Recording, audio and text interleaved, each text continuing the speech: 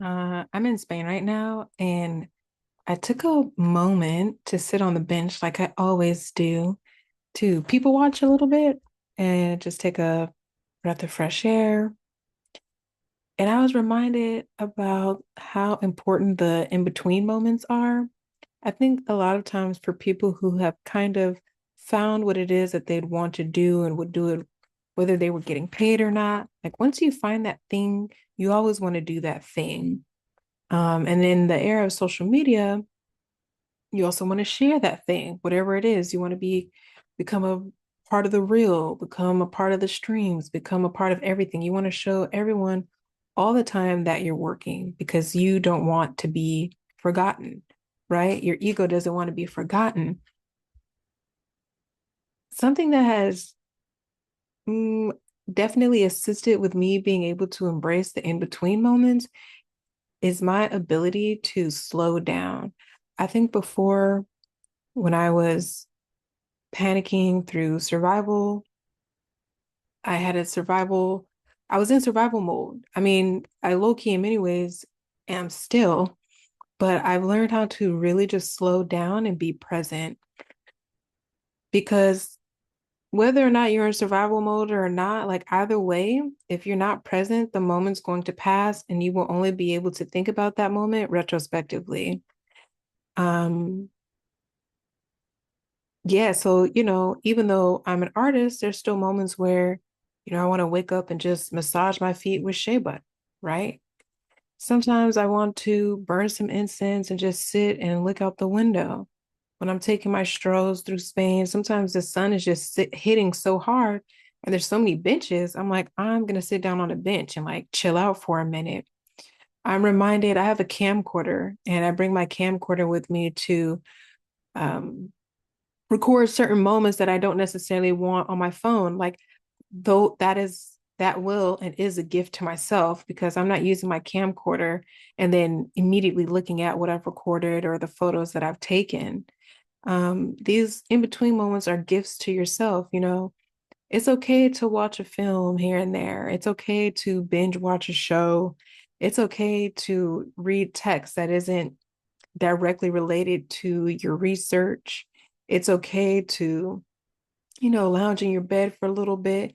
It's okay to go out and meet new people, drink a little bit, drink too much, eat a little bit, eat too much. Like it's okay. It's okay to, like this morning, I missed a train by 4 minutes.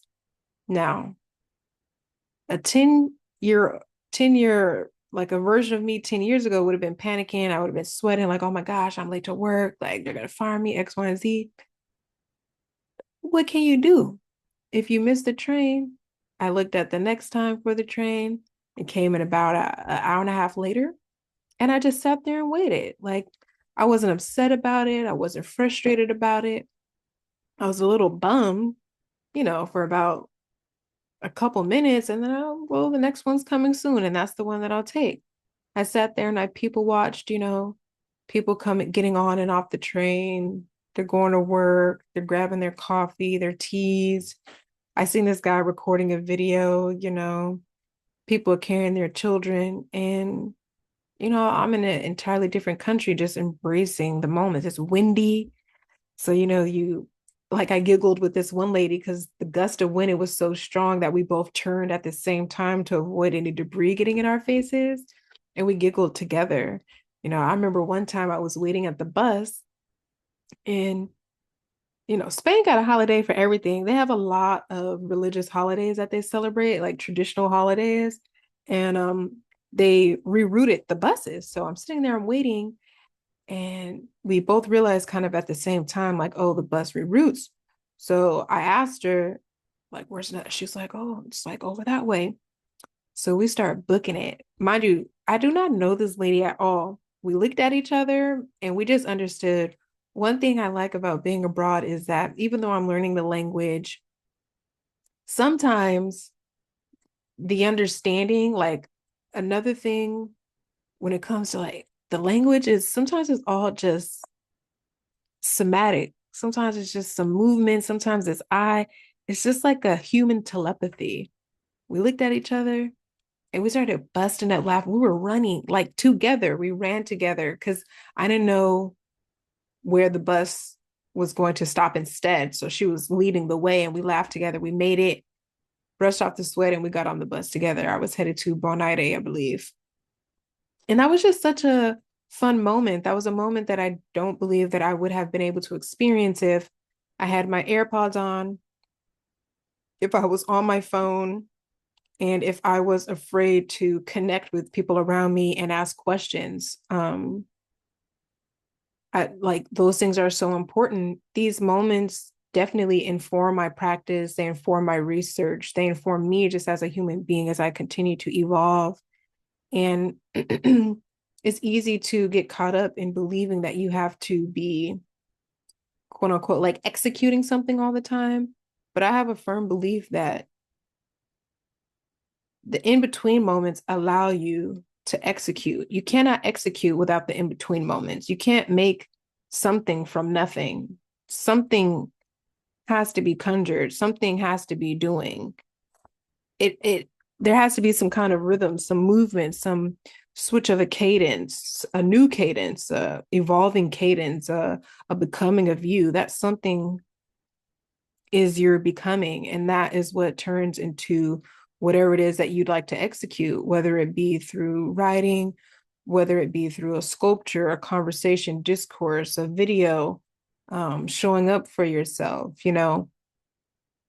Another thing that I've learned about these in-between moments is that these in-between moments allow me to acknowledge what season I'm in now. So I used to think like every season was a painting season. And when I say season, I really just mean the entire year. Every day, the season is painting. Until I realized sometimes I may not have access to things that quote unquote allow me to paint. So maybe it's just drawing season, right? Maybe my hand isn't feeling like drawing. I might scribble, do some little doodles here and there, but I'm not really feeling the spirit. The energy is not really calling me to put pen to paper, oil paint stick to canvas, oil paint stick to paper, paintbrush to paper, paintbrush to canvas. It's not really, that energy's not there. So I recognize sometimes this season is just writing, where I have, 3 or 4 notebooks and I'm just spazzing out on the papers with pencil and pen, spazzing. Then I open my laptop, I'm writing, boom, boom, I'm knocking it out. And more recently, I started using talk to type, speech to text. I never like use that, right? I always feel like I need to write it down first or I need to type it out. But lately I've been like, oh, like I just need to get this off, like boom, and I'll just go back and I'll edit it later. That's a season that I'm in right now. If I'm always on the go, maybe I could scribble a little, like a thesis, basically. I expound upon it, through talking. Then I write about it and I put it together like a puzzle piece to see what I can make from it. And sometimes this season is just discussion and discourse amongst your peers. Sometimes you not really making anything per se. You just more so having fun doing your doodles and stuff. And then you're having discourse and discussions with, your peers, your homies, your contemporaries. These things all play a huge role in whatever it is that you're going to execute. You don't know what that thing's going to be until it hits you right here. In between that time, it's just the in between moments. It's the shit you're doing in between. Because ultimately, at the end of the day, being an artist is not like when you walk in the studio. Being an artist is your being. It's you as a human being. Like me as a woman, as a lady, like this is a lifestyle. It's a, whether I post about it or not, I live the artist way, not the artist way aesthetically. Like the aesthetic is a byproduct of me just having all these curiosities, all these interests, and in that it just reflects. Like it's going to reflect whether you want it to or not. Even if you try to play it down a little bit, people can sense it because it's an aura, it's an energy. It's, when you open up your mouth when you're talking, or if you decide to stay silent, people still pick up on that. They pick up on, you being keen or you observing. Yeah. But being in Spain again has reminded me, even so, even when I was in London, most of the days I was in the studio working, but those moments where I was choosing not to be in the studio and I decided that the world was the studio, or a new bike path was my studio, or the cinema was my studio, a play was my studio. Sometimes the studio is you deciding what your classroom is going to be for the day, like where are you going to situate yourself, whether it be indoors or outdoors. All of those things play a huge role in how you show up as an artist. So, if you're out there and you're feeling like, oh, I'm so exhausted, I'm so tired, maybe don't force an execution that you've grown comfortable with. And now, you might be outgrowing. You might need to get out of that shell and put yourself in a new shell. You need a new shell to put yourself in. You're going to keep outgrowing, you're going to keep outgrowing armor that kept you safe in one era. Now it's time for like new armor in a different era. And that just, I feel like that only happens when you embrace these in between moments, because you're learning something new about yourself. And then learning something new about yourself, you're like, oh, this is how I want to show up now, or oh, this is what I want to contribute, or this is what I want to absorb, this is what I want to observe, this is what I want to, collect or just leave alone, walk away from. But I'm loving it, being able to slow down. Like that's not something that was necessarily, I feel like, afforded to me when I was in the States. But because I left and then came back, that's a rhythm that unfortunately I cannot let go of that rhythm. It kind of said hello to me during the pandemic because everything was closed, so you couldn't really do much. And so me doing much was taking my hot girl walks, eating, cooking, like being able to slow down, just, you know, having an introduction to that slowdown, and then being aggressively kind of thrust into it, being abroad.